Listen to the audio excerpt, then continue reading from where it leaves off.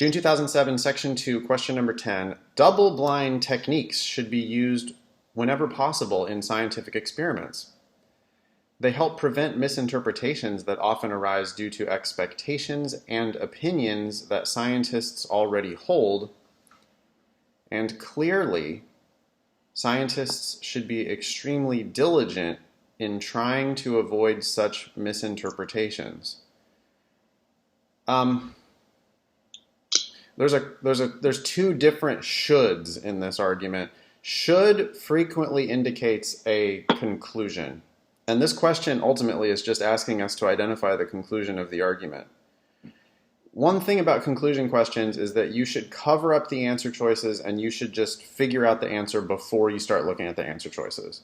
The wrong answers here are just going to rehash all the different elements of the argument, and that doesn't help you to reread all of the different elements of the argument. That's not going to explain it to you. So you've got to figure out if they've made an argument, which it's telling you they have made an argument. If they've made an argument, then that means that some of what they have said is evidence and some of what they have said is a conclusion. So the deal here is to figure out, there's two sentences, right? Does the first sentence support the second sentence, or does the second sentence support the first sentence? And I'm pretty sure that the second sentence supports the first, not the other way around. It makes a lot more sense to start with the premise that scientists should be extremely diligent in avoiding misinterpretations, and these expectations and opinions that scientists already hold can cause misinterpretations, but double-blind techniques help prevent those misinterpretations.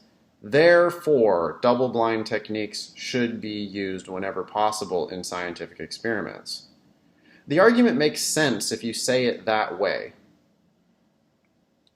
If I tried to say it the other way around, if I started with like double-blind techniques should be used whenever possible, therefore scientists should be extremely diligent in trying to avoid misinterpretations? Wait, what? It doesn't add up in that direction. It adds up in the other direction. So the answer here is going to be double-blind techniques should be used whenever possible in scientific experiments. And so then I would just be scanning the answer choices looking for that. But A, scientists' objectivity may be impeded by interpreting experimental evidence on the basis of expectations and opinions that they already hold.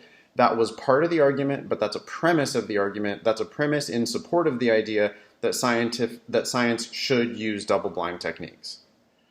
B says it's advisable for scientists to use double-blind techniques in as high a proportion of their experiments as they can. That's just rewording the first sentence of the argument, which is exactly the conclusion. That's what I predicted. B is going to be the answer. C says scientists sometimes neglect to adequately consider the risk of misinterpreting evidence on the basis of prior expectations and opinions. What? I don't even think that's part of the argument. D, whenever possible, scientists should refrain from interpreting evidence on the basis of previously formed expectations. Again, that's a premise in support of the idea that because they should refrain from, interpreting evidence on these previously formed expectations, therefore, they should use double-blind techniques. D is a premise of the argument. E, double-blind experimental techniques are often an effective way of ensuring scientific objectivity. That might be stronger than what the argument even said. I don't know that the argument ever said that you're guaranteed to be scientifically objective if you use double-blind experimental techniques. It did say double-blind experimental techniques help to prevent misinterpretations. But anyway, they only said that in support of the idea that scientists therefore should use double-blind techniques. So the answer here is B.